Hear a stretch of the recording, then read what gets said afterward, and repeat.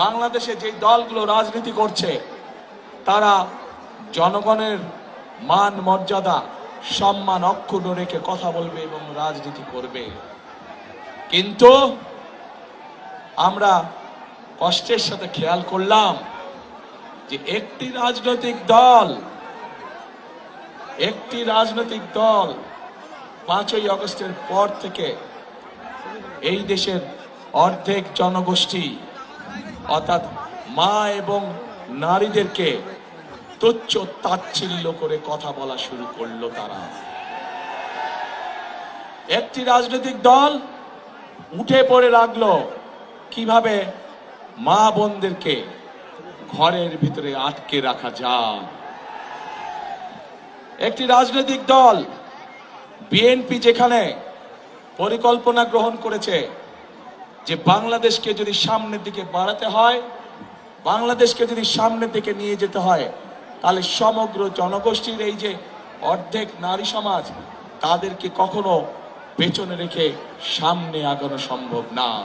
কারণ আমরা বিশ্বাস করি দেশকে পুনর্গঠন করতে হলে, দেশকে গড়ে তুলতে হলে নারী পুরুষ সকলকে একসাথে কাঁধে কাঁধ মিলিয়ে কাজ করতে হবে। কিন্তু আমরা অত্যন্ত কষ্টের সাথে দেখলাম কয়েকদিন আগে একটি রাজনৈতিক দলের এক শীর্ষ নেতা একটি আন্তর্জাতিক গণমাধ্যমে বলে বসলো যে নারীদেরকে তারা কোন দৃষ্টিতে দেখে।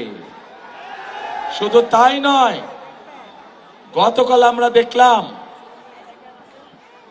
প্রিয় ভাই বোনেরা, গতকাল আমরা দেখলাম সেই নেতা, সেই রাজনৈতিক দলের নেতা বাংলাদেশের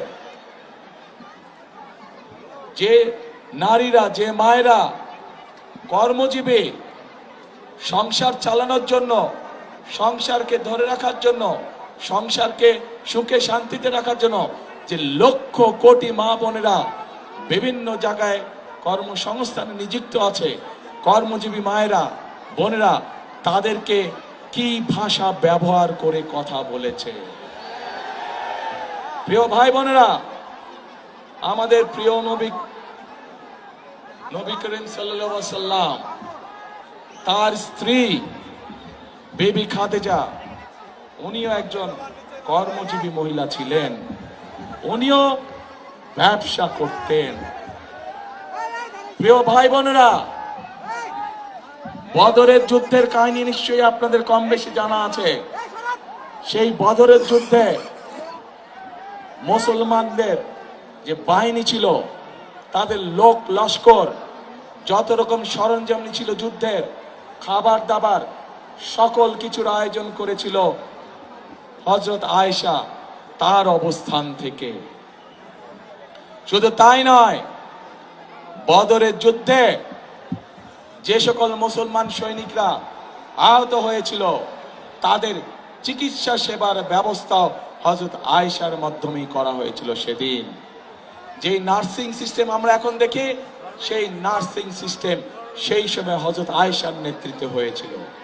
প্রিয় ভাই বোনেরা, আমরা গতকাল দেখেছি এই রাজনৈতিক দলটির এই নেতাটি বাংলাদেশের প্রত্যেকটি কর্মজীবী নারী, কর্মজীবী মা, কর্মজীবী মেয়ে সম্পর্কে অত্যন্ত আপত্তিকর একটি কথা বলেছে।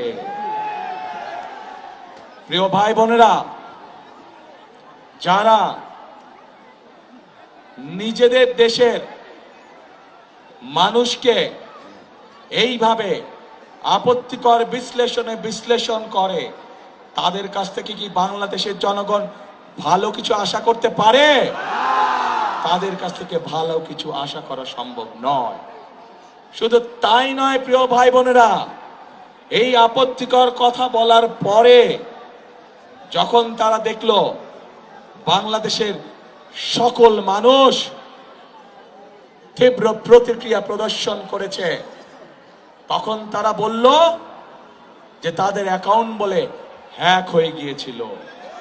কিন্তু আমরা দেখেছি বিশেষজ্ঞরা বলছে এইটা সম্পূর্ণ মিথ্যে কথা।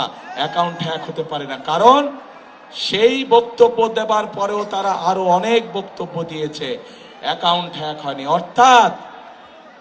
অর্থাৎ কি দাঁড়ালো